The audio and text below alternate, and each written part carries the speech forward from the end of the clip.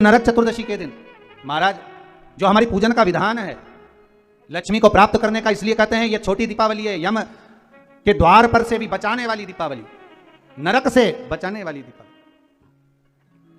कल धनतेरस का पूजन करा, आज रूप चतुर्दशी, नरक चतुर्दशी का वर्णन किया महाराज। कल आप सभी ने जो पाटे पर पूजन करी है, चौरंग पर पाटे पर जो आपने पूजन जमाई थी, चांदी के सिक्के में मौली लपेटी थी, सिक्के में मौली लपेटी थी, उसको थाली में रखा था, वही स्थान पर वो थाली अगर आपने उठाकर अंदर रख ली हो या कहीं पर विराजमान कर दी हो, उस थाली को कहीं विराजमान कर दिया हो, तो आज फिर पुनः वही थाली वापिस सुंदर गोबर से लीप कर या जल से उसको पोंछ कर वहां पाटा रखें, चौरंग रखें, चौकी रखें महाराज, उस पर वापिस पुनः लाल वस्त्र बिछाकर उस थाली को वापिस वही रखें। आज जो दिए लगना है, आज जो दीप लगना है महाराज, एक दिया आटे का चौमुखी, 4 बत्ती का दीप लगाएं, उसमें चाहे तो सरसों का तेल डाल लें, तिल्ली का तेल डाल लें, चाहे तो उसमें मीठा तेल डाल लें, और 4 बत्ती उसमें होना चाहिए, थोड़ी सी पीली सरसों, अगर पीली सरसों हो तो पीली सरसों, नहीं हो तो काली सरसों उस दीप के अंदर डाल दीजिए महाराज। एक घी का दीप लगाएं, फिर ध्यान दीजिएगा, घी का दीप जो कलदार रखे हैं, लक्ष्मी जी का जहां पूजन कर रहे हो, लक्ष्मी जी का सीधा हाथ घी का दिया होना चाहिए, तो आपका कौन सा हाथ हो गया? उल्टा हाथ। लक्ष्मी जी का उल्टा हाथ वहां पर रखो चौमुखी दीप, और महाराज जल का छींटा देकर उन जो सिक्के रखे हैं, जो लक्ष्मी जी रखी है, भगवान का जहां पूजन कर रहे हो, उस पर जल का छींटा देकर सुंदर भाव से माता लक्ष्मी का स्मरण कर कर, गणेश जी का स्मरण कर कर आप भाव से महाराज जल का छींटा देकर सुंदर वस्त्र अर्थात मौली कलेवा जो भी आपके पास में हो समर्पित कर कर भाव से रौली, मौली, चंदन, अबीर, गुलाल, मेहंदी, जो भी सामग्री पूजन का साहित्य आपके पास में है, वो उन कलदारों पर माता लक्ष्मी पर समर्पित कर दें। 5 अमरबेल के टुकड़े, 5 कमलगट्टे, 5 हल्दी की गांठ उस पर समर्पित कर दें महाराज। माता लक्ष्मी को मीठे का भोग लगा दें, और भोग लगाने के बाद में माता लक्ष्मी को प्रणाम कर कर सुंदर जो चौमुखी दिया आपने बनाया है उसको तो वहीं रखे रहने दें। जो घृत का दिया बनाया है, घी का जो दीप लगाया है आपने, 1 बत्ती का, उसमें 4 बत्ती नहीं होना चाहिए, बस केवल जो तेल का दीप लगेगा वो 4 बत्ती का, घी का दीप 1 बत्ती का, उस 1 बत्ती के दीप को लेकर माता लक्ष्मी जी की आरती करें महाराज।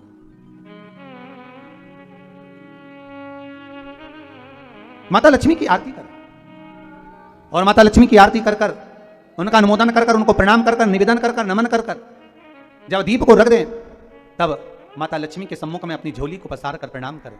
माता लक्ष्मी से निवेदन करें, हे मां, आप रूप की देने वाली हो, आप नरक के भोग से छुड़ाने वाली हो, हे मां, आज भगवान नारायण के साथ में आप हमारे यहां सदा के लिए विराजमान होइए। अपने इष्ट देव, अपने कुल देव, अपने पितृदेव का स्मरण करें, नमन करें, प्रणाम करें और निवेदन करें माता लक्ष्मी से, हे मां, ये आपकी ही कृपा है जो आज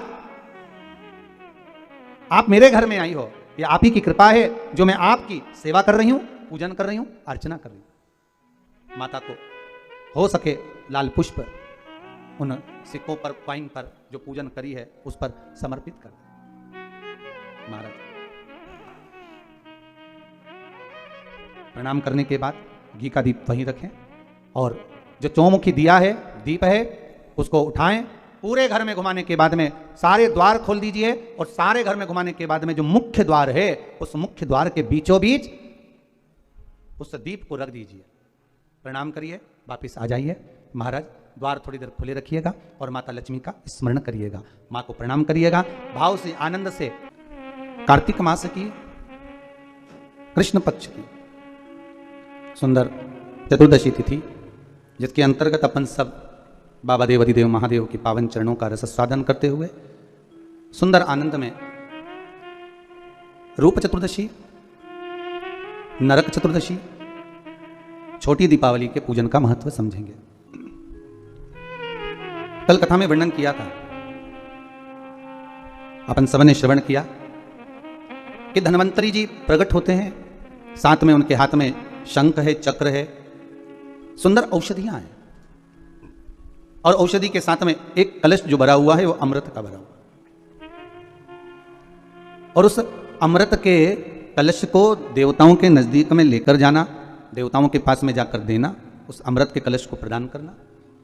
पर अगर धन्वंतरी भगवान का अवतरण हुआ है तो धन्वंतरी भगवान विष्णु का ही एक अंश अवतार है, जो अमृत औषधियों को देने वाले हैं, कोई साधारण से नहीं है महाराज, अमृत औषधियों को प्रदान करने वाले। शिव महापुराण की कथा तो यहां तक कहती है कि हमारा हृदय भी एक अमृत का कलश है और इस अमृत के कलश में स्वयं अमृत भरा हुआ है। राम नाम, कृष्ण नाम, शिव नाम, भगवान का नाम अमृत भरा हुआ है। और जब नाम अमृत जो भरा हुआ है, नाम अमृत जो हमारे पास में है, भगवान के नाम का जो अमृत है, उसका भी तो हम प्रयोग कर सकते हैं।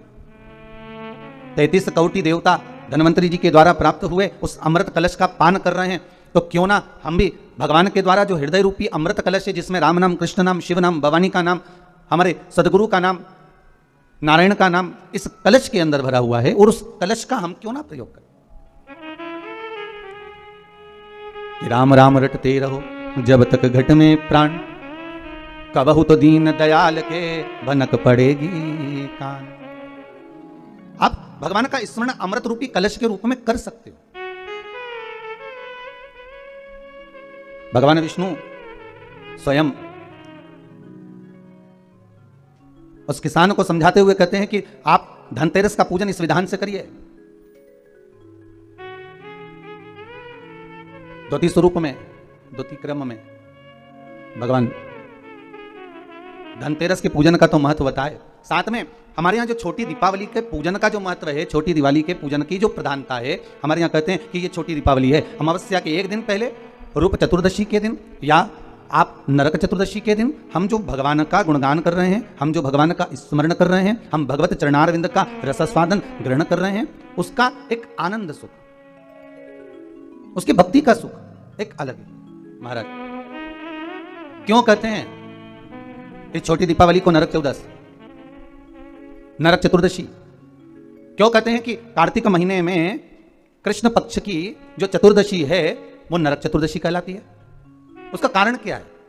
हम सब तो हमेशा सुनते रहे कि ये नरक चतुर्दशी है, घर के बच्चे भी हमसे पूछेंगे माँ नरक चतुर्दशी का मतलब क्या है, तो एक भाषा में तो अभी आशीष जी ने कहा कि नरकासुर का संहार किया भगवान ने, इसलिए नरक चतुर्दशी का वर्णन आ गया। केवल एक नरकासुर का संहार करने पर नरक चतुर्दशी का महत्व वर्णन हो, पर हमारे शास्त्र, हमारे वेद, हमारे पुराण हमें जो वर्णन करते हैं महाराज, एक सुंदर नगरी में रांतिदेव नामक का एक राजा निवास कर रहा है। बड़ा सुंदर भाव है महाराज उस रांतिदेव का। धर्म का चर्चा करना, भजन करना, कीर्तन करना, स्मरण करना, नाम जाप करना, ये रांतिदेव के नियम था। धर्म से पीछे कभी नहीं हटा, क्योंकि मानव का यदि शरीर मिला है, मनुष्य की देह मिली है, तो मानव का शरीर अगर प्राप्त हुआ है तो हम क्यों ना धर्म से जुड़कर चलें, हम क्यों ना सत्कर्म करें, हम क्यों ना भगवत चर्चा करें, हम क्यों ना भगवत स्मरण करें, अगर मानव का शरीर मिला है तो। बड़ी मुश्किल से प्राप्त होता है महाराज। 84 लाख योनियों में केवल एक मानव का शरीर ही है जिसके माध्यम से हम पूर्व के कर्म का भोग लेते हैं और भगवान का भजन कर कर उस कर्म को हम काट भी लेते हैं। केवल एक मानव का शरीर, केवल एक मनुष्य की देह। आस्था चैनल के माध्यम से जितने श्रोता भाई बहन कथा को श्रवण कर रहे हैं, आस्था चैनल के माध्यम से जितने भाई बहन कथा श्रवण कर रहे हैं, सुन रहे हैं, या फेसबुक यूट्यूब पर इस कथा का रसास्वादन आप ग्रहण कर रहे हैं, तो उसका महत्व समझे कि मानव का जो शरीर मिला बड़ा मुश्किल से मिला है। 84 लाख योनियां महाराज, पत्नी हर योनि में प्राप्त होगी। आप जो बनकर जन्मेंगे वो उस समय पर पत्नी भी मिलेगी। आप जिस योनि में प्राप्त होंगे उस योनि में आपके बच्चे भी होंगे।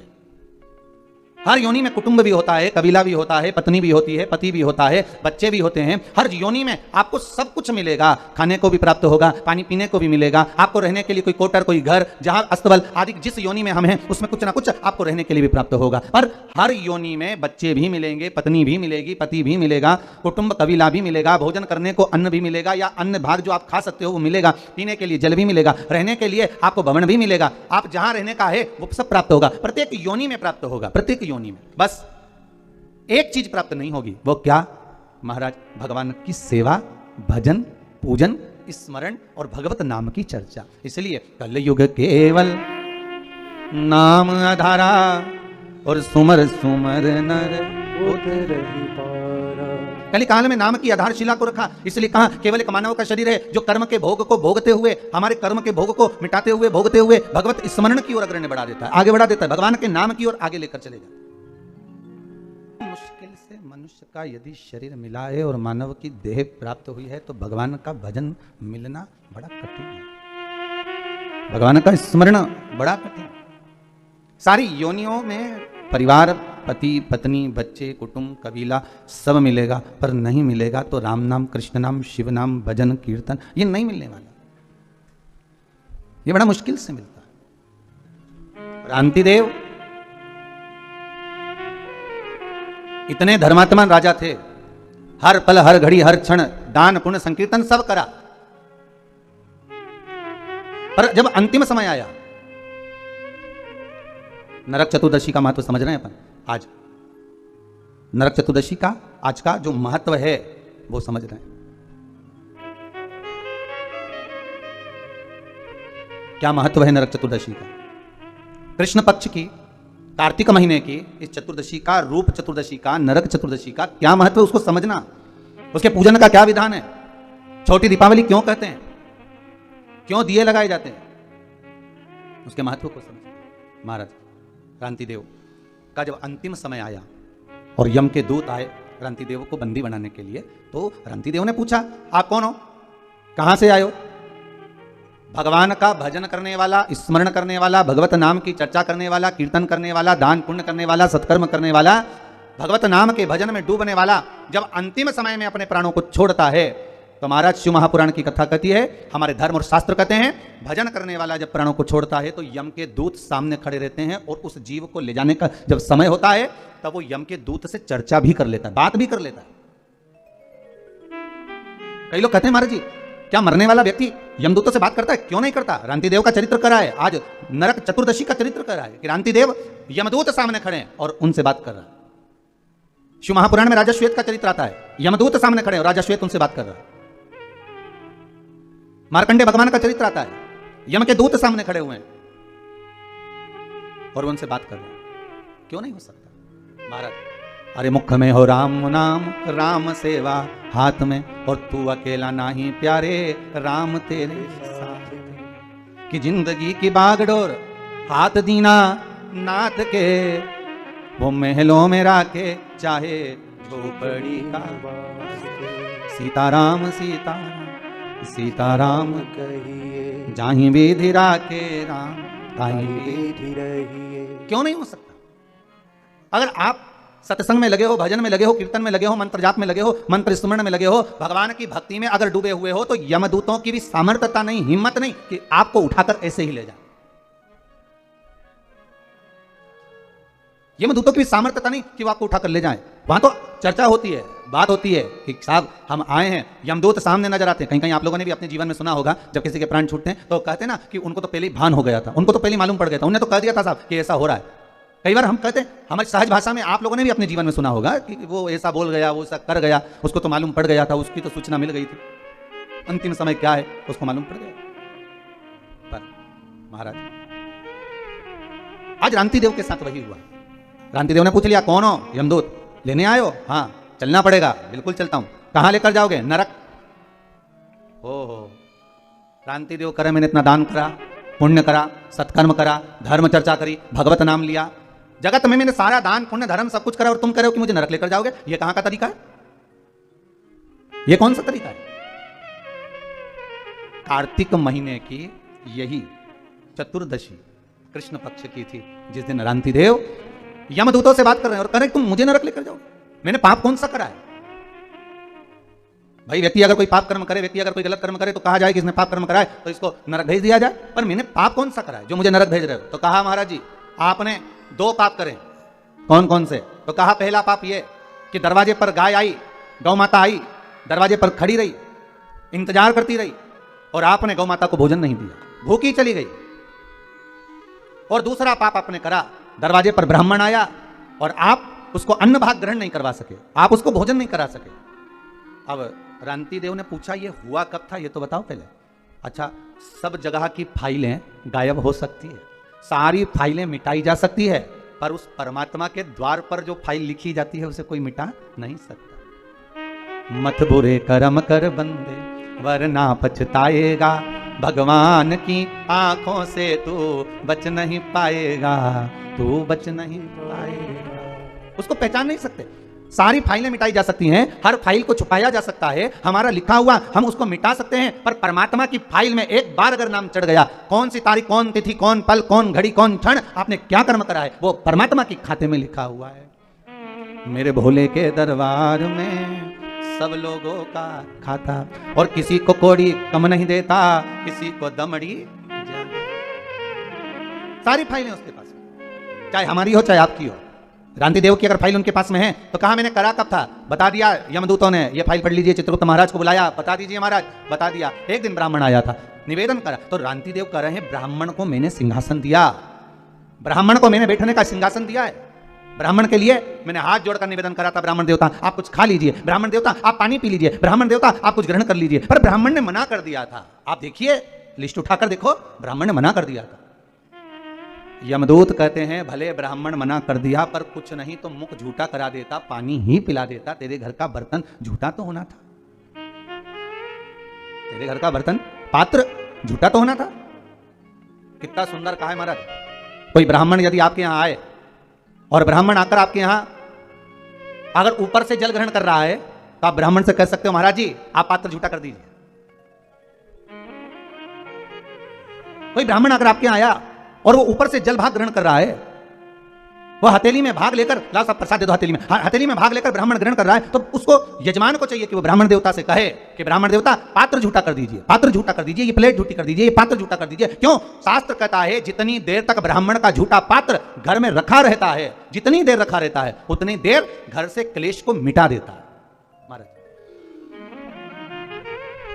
क्यों कहते हैं कि ब्राह्मण का मुख झूठा कराओ, अर्थात घर का पात्र भी झूठा होगा, वो रखा रहेगा। फिर घर की कोई बहू, घर की कोई माँ उस पात्र को लेकर जाती है, जब धोती है, साफ करती है, महाराज उसने अपनी जिंदगी में जितना पाप कर्म करा होता है, मात्र ब्राह्मण के पात्र का उस पात्र को धो लेने पर भी उसके ना जाने कितने पाप नष्ट हो जाते, कितने पाप। अब झूठा कर लीजिए। मैंने कहा ब्राह्मण देव को, रंती देव करे, मैं बार बार निवेदन कर रहा हूं, ब्राह्मण देवता पानी पी लीजिए, ब्राह्मण देवता भोजन ग्रहण कर लीजिए, ब्राह्मण देवता आप कुछ खा लीजिए, पर ब्राह्मण ने नहीं खाया। यमदूत करें, आपको चाहिए था कि आप मुंह झूठा कराते, भले पानी का आचमन ही करा दे। अब देखिए आचमन करा, अब पानी का भले आचमन करा देते, पर कराना। एक दूसरा, गाय तुम्हारे दरवाजे पर आई और आपने गौ माता को रोटी नहीं दी, आप गाय को भोजन नहीं दिया। रांति देव हाथ जोड़कर बोले महाराज आप ये गलत कह रहे हैं कि मैंने गाय को रोटी नहीं दी, महाराज मैंने गाय को भोजन नहीं दिया, आप ये गलत कह रहे हैं। मेरे द्वार पर गाय आई और मैंने गौ माता को भोजन दिया। आप देखिए, आप स्मरण करिए, भगवान यमदूत कहते हैं गाय आपके दरवाजे से भोजन कर कर चली गई थी, पर कुछ समय के बाद गाय फिर दरवाजे पर आकर खड़ी हो गई थी, उस समय पर आपने उसको भोजन नहीं दिया। महाराज जब एक बार दे दिया तो दूसरी बार कैसे देते? यमदूतों ने कहा परमात्मा एक बार आपको सुख दे देता है और उसके बाद परमात्मा आपको सुख देना बंद कर देता है, तो क्या आप परमात्मा से वापिस सुख नहीं मांगते? क्या परमात्मा से वापिस सुख नहीं मांगोगे कि हे प्रभु, हे भोलेनाथ, हे मेरे नारायण, हे मेरे राम, हे मेरे कृष्ण? एक बार अगर आपने सुख दे दिया और सुख देने के बाद फिर वापिस वही की वही लीला चालू हो गई, वही हमारा कर्म का दुख हमारे सामने आ गया, तो क्या भगवान से वापिस सुख नहीं मांगोगे कि हे भगवान हमें वापिस सुखी कर दीजिए, वापिस ऐसी कृपा कर दीजिए कि हमारा वैभव, हमारा धन, हमारी प्रतिष्ठा, हमारा यश, हमारी कीर्ति पुनः वापिस स्थापित हो जाए? रंती देव, गाय अगर एक बार भोजन कर कर चली गई और दूसरी बार पुनः तुम्हारे दरवाजे पर आई है, तो तुम्हारे दरवाजे पर तुम्हारा कल्याण करने के लिए आई, तुमने उसको भोजन नहीं दिया, क्षमा करिएगा, मुझसे गलती हो गई, इसलिए तुम्हें नरक भोगना पड़ेगा। रांति देव ने कहा नरक अगर भोगना तो मेरा पुण्य कहां गया वो बताओ। पुण्य तुम्हारे सामने, तुम्हारे पुण्य के बल पर मांगो। तुम बैकुंठ का भोग भोगोगे कि कुछ और मांगना चाहते हो? इतने में रांति देव ने कहा अगर मेरे पुण्य का भाग देना चाहते हो तो केवल मेरे जीवन में 1 वर्ष के लिए मृत्यु को टाल दीजिए, 1 साल मेरी मौत ना हो, मेरी मृत्यु ना हो। 1 वर्ष? हाँ, क्या करोगे? रांति देव ने कहा जो नहीं कर पाया वही करूंगा, आप 1 वर्ष के लिए मुझे पुनः मेरा जीवन दे दो। भगवान यमदूतों ने कृपा करी और यमदूत उसको छोड़कर 1 वर्ष के लिए दे दिया उसका पुण्य का भाग। रांति देव नरक को जीत लिया, वो 1 वर्ष के पुण्य के बल पर। इतना ब्राह्मण भोज कराया, इतना गौ माता का भाग प्रदान करा, इसलिए इस कथा को वर्णन करते हुए कहते हैं कि इसको कहते हैं नरक चतुर्दशी। क्यों? रांति देव को नरक से छुड़ा लिया था इस। कई बच्चे पूछते हैं कि नरक चतुर्दशी का मतलब क्या, नरक चतुर्दशी का मतलब क्या? बताना पड़ेगा कि रांति देव को नरक से छुड़ाया था आज के। फिर रांति देव ने क्या करा? कहा महाराज इसी नरक चतुर्दशी के दिन ब्राह्मण का भोजन कराया, गौ माता को द्वार पर बुलाया, दरवाजे पर जब गाय नहीं आई तो जहां गाय बंधी थी वहां जाकर गौ माता को घासा भोजन का जिमाकर उसका आचमन कराया। उसका फल क्या हुआ? किरांति देव को फिर नरक नहीं भोगना पड़ा। किरांति देव जब प्राण त्यागे तो भगवान के धाम में पहुंच गए, सीधे भगवान के द्वार, सीधे भगवान के। और महाराज जब जीवन में परख हो जाए, जीवन में अगर परख हो जाए तो जीवन का सुख ही दूसरा है। राजा रांति देव नरक से बच गए। इसलिए कार्तिक महीने की कृष्ण पक्ष की सुंदर चतुर्दशी तिथि को नरक चतुर्दशी कहते हैं महाराज। और दूसरा नाम है महाराज रूप चतुर्दशी। क्या नाम है? रूप चतुर्दशी। बच्चे पूछेंगे मम्मी इस दिन क्या जितने लोग भी रहते हैं सबका रूप चेंज हो जाता है क्या? सबका रूप चेंज हो जाएगा रूप चतुर्दशी के दिन महाराज? काले काले गोरे हो जाए महाराज, और गोरे गोरे काले तो मालूम पड़े सबका रूप चेंज हो जाएगा क्या? नहीं। फिर कहेंगे क्रीम की चमक मात्र 15 दिन, 20 दिन, 3 महीना, 4 महीना रहती है, पर अच्छे कर्म की चमक जीवन भर रहती है। मरते तक भी आपका चेहरा चमकता रहेगा अगर कर्म की चमक है। अच्छा कर्म करते महाराज। रूप चतुर्दशी का नाम रूप चतुर्दशी क्यों रखा? क्यों नाम पड़ गया रूप चतुर्दशी?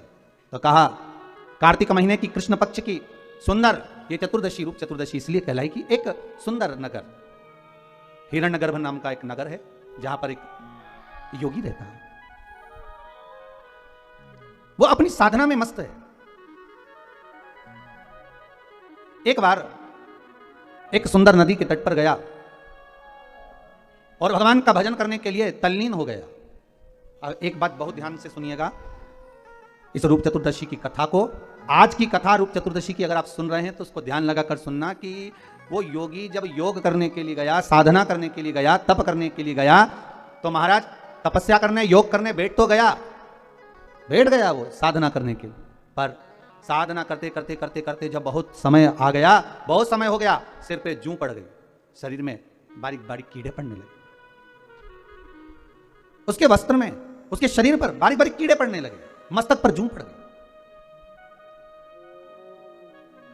महीनों तप करने के बाद में, साधना करने के बाद में उसके मन में आया कि मैंने इतनी साधना करी, मैंने इतना तप करा, मैंने इतना भजन किया, इतना योग करा, उसके बाद भी मेरे मस्तिष्क में कीड़े पड़ गए, जूं पड़ गई, मेरे शरीर पर कीड़े पड़ गए, बारीक बारीक छोटे छोटे कीड़े मेरे शरीर पर आ गए। आखिर क्यों? शिव महापुराण की कथा कहती है जो भगवान के भजन में लगा रहता है, जो सत्संग में लगा रहता है, जो भगवत कीर्तन में लगा रहता है, जो भगवान की भक्ति में सदा तल्लीन रहता है, उसके शरीर से दुर्गंध नहीं आती, उसके शरीर से बदबू नहीं आती, उसके शरीर से अगर तगर चंदन की खुशबू आती है। उठाकर देखिए श्रीमद् भागवत में पूतना का चरित्र। जब तक पूतना भगवान का स्पर्श नहीं करी, भगवान कृष्ण का स्पर्श नहीं करी, तब तक पूतना का शरीर राक्षसी था। उसके शरीर में क्या गंध होगी वो वही जान सकते। पर जब भगवान कृष्ण ने पूतना के स्तनों का पान कर लिया, पूतना के स्तनों का पान करा, दूध का जब पान करा, पूतना के शरीर में स्तनों का जब पान किया है महाराज, तब जब पूतना के शरीर को अग्नि दी गई, पूतना के शरीर को जब अग्नि लगाई गई, तो पूतना के शरीर में से चंदन, अगर, तगर, गूगल आदि आदि की सुंदर सुंदर गंध आ रही थी,